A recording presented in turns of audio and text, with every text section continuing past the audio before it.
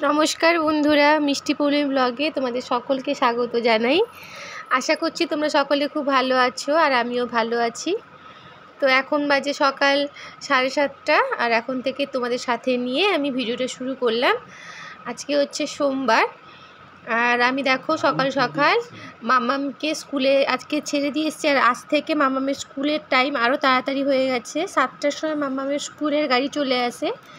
আর দেখো মামামকে স্কুলের গাড়িতে তুলে দিয়ে এসে আগে একটু চাটা খেয়ে নিলাম। তারপরে বাবার জন্য রুটি হচ্ছে, বাবা রুটি খান সকালবেলা হলে, তো আগে বাবার জন্য রুটিটা করে দিচ্ছি। 8টার আগে বাবা রুটি খাবেন, তারপরে ঘরের সমস্ত কাজকর্ম করব।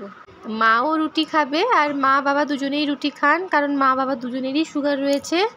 আর আমি খুব একটা রুটি পছন্দ করি না, তবে মাঝে মাঝে খাই। আর এখন রুটিটা মা বেলে দিচ্ছে, আমি বট করে ভেজে দিচ্ছি তাড়াতাড়ি করে। আর এখন ঘরে গিয়ে রুটিটা ভেজে দিয়ে বাদবাকি সমস্ত কাজ রয়েছে যেগুলো, সেগুলো করব।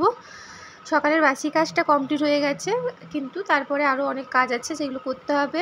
তোমাদের কাছে ভিডিওটি সম্পূর্ণ দেখার অনুরোধ রইল। আশা করছি ভিডিওটি তোমাদের ভালো লাগবে। তো এখন দেখো আমি ঘরে এসে বিছানাটা ফার্স্টে গুছিয়ে নিচ্ছি সুন্দর করে। বিছানা গুছিয়ে নেওয়ার পরে আর বাদবাকি সমস্ত কাজগুলো করব। সেই ভোর 5:30 থেকে ঘুম থেকে ওঠা থেকে যে আমার কাজ শুরু হয়, সেই চা খাওয়ার মুহূর্তটুকু একটু বসি, না হলে আর বসার সময়ই থাকে না। আসলে একা হাতে পুরো সংসারটা দেখতে হয়। আর মামামের গানের ক্লাস, ড্রয়িং ক্লাস, সমস্ত কিছু বাইরে ঘরে সমস্ত কিছু আমাকেই দেখতে হয়। আর মামামের বাবা তো প্রতিদিন সকালে হলে কাজে বেরিয়ে যায়, আসে রাত্রেবেলা, তো মামামের বাবা সময় পায় না, তাই সমস্ত কিছু আমারই দেখতে হয়। আর এদিকে দেখো বন্ধুরা, তোমাদের সাথে গল্প করতে করতে আমার অনেকটা কাজ এগিয়ে গেছে। তো বিছানা সুন্দর করে গুছিয়ে নেওয়ার পরে ওই ড্রেসিং টেবিলের উপরে কয়েকটা জিনিস এলোমেলো হয়েছিল, ওইগুলো সুন্দর করে যে জায়গায় গুছিয়ে রাখলাম। আর ড্রেসিং টেবিলটির কাঁচ আরও সব সুন্দর করে মুছে নিলাম। আর এদিকে দেখো আলমারিটাকেও সুন্দর করে আমি মুছে নিচ্ছি। আর এখন আমি দেখো ব্লুটুথ স্পিকারটা চার্জে বসিয়ে নিচ্ছি। চার্জ ছিল না, তো আমি ভাবলাম এখন চার্জে বসিয়ে দিই, মামা মিলে আবার গান শুনবে। ঘরে কালকে যে কাপড়গুলো কেচেছিলাম, তো ওইগুলো ভাঁজ করে ভাঁজিয়ে গুছিয়ে সুন্দর করে আবার রেখে দিয়েছি। তো এখন দেখো ঘরের সমস্ত কাজ মোটামুটি কমপ্লিট হয়ে গেছে।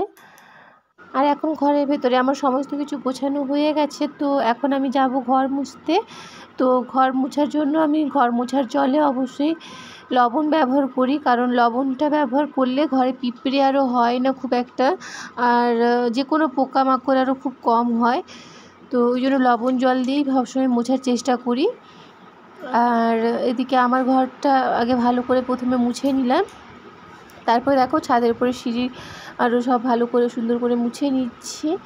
আর আমাদের ঘরে এত বড় ঘর, আরও পুরো মুছে আসতে কমপ্লিট করতে মানে অন্তত কমপক্ষে আধ ঘন্টা সময় তো লেগেই যায়, 30 মিনিট তো লাগেই। মামাম আসার আগে আমি ঘরের সমস্ত কাজগুলো গুছিয়ে রাখার চেষ্টা করি। মামাম যতক্ষণ ঘরে থাকে না, ওই 2-3 ঘন্টা মতো মামাম স্কুলে থাকে, তো ওই সময়টাতে আমি ঘরের সমস্ত গোছানো মোছামুছি সমস্ত কাজ কমপ্লিট করে নিই।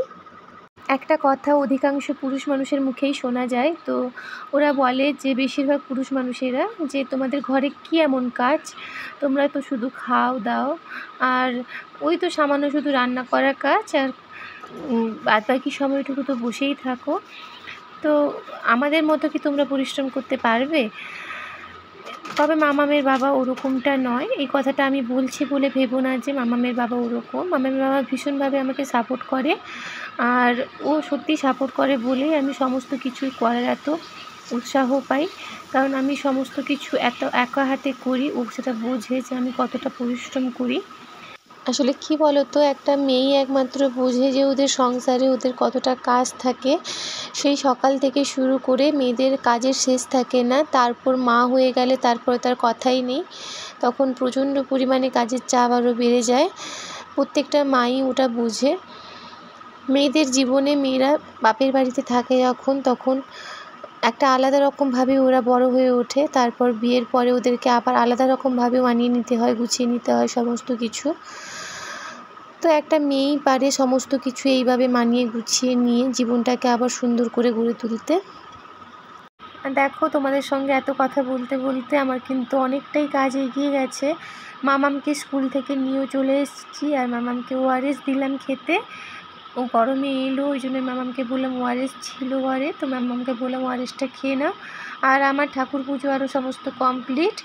তারপরে আমি এখন রান্না করতে চলে এসেছি। আর এখন আমার বাবার জন্য মাছ তরকারি রান্না হয়েছে, কিন্তু আজকে সোমবার যেহেতু আমি তো নিরামিষ খাই, তাই জন্য মাম্মাম আর আমার জন্য আমি একটু নিরামিষ রান্না করব। মাম্মাম তো মাছ খেতে অত বেশি পছন্দ করে না, তাই জন্য মাম্মামকেও আমার সঙ্গে নিরামিষটাই দেব।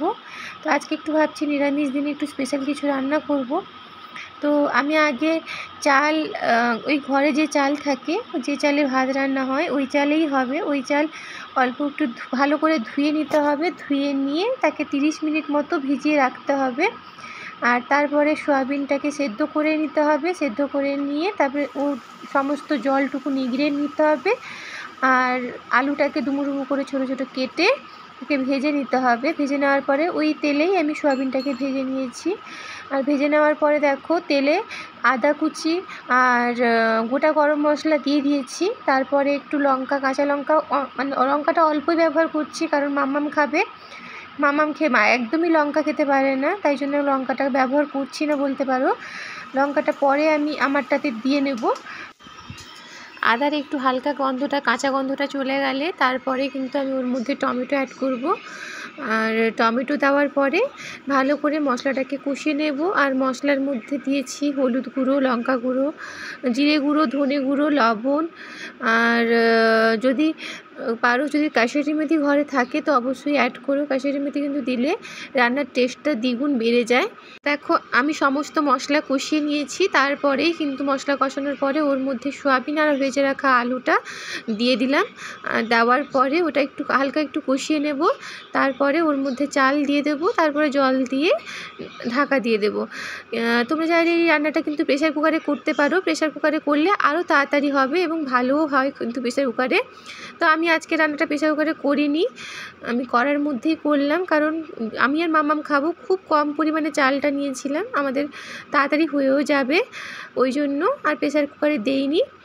আর দেখো চালও দিয়ে নিয়েছি, তার মধ্যে এবার আমি পরিমাণ মতো জল অ্যাড করব। তারপরে একদম কম আঁচে ঢাকা দিয়ে রেখে দেবো। আর তোমরা অবশ্যই কিন্তু যখন নামাবে তার আগে ধনেপাতা অ্যাড করো। আর আমি এখানে ধনেপাতাটা অ্যাড করিনি, কারণ মাম্মাম ধনেপাতাটা এত বেশি পছন্দ করে না, তাই জন্য। আর আমার রান্নাটা কমপ্লিট হয়ে যাওয়ার পরে আমি অল্প একটু ঘি ছড়িয়ে নিয়েছিলাম। তোমরা অবশ্যই ঘি ছড়িয়ে নিও, ঘি দেওয়ার পরে কিন্তু রান্নার স্বাদটা আরও বেড়ে যায়। তোমরা এই রেসিপিটি অবশ্যই ঘরে একবার ট্রাই করো, আর কেমন হয়েছে কমেন্ট করে আমাকে জানাতে ভুলো না। আর আজকের ব্লগটা কন্টিনিউ করলাম না, প্রতিদিনের মতো তোমাদের কাছে আমার অনুরোধ, যদি ভিডিওটি ভালো লেগে থাকে প্লিজ সবাই সাবস্ক্রাইব করে আমার পাশে থেকো। আর যারা অলরেডি সাবস্ক্রাইব করে দিয়েছো তাদেরকে আমার অনেক অনেক ভালোবাসা জানাই। আর লাইক কমেন্ট অবশ্যই করো। আজকের মতো টাটা।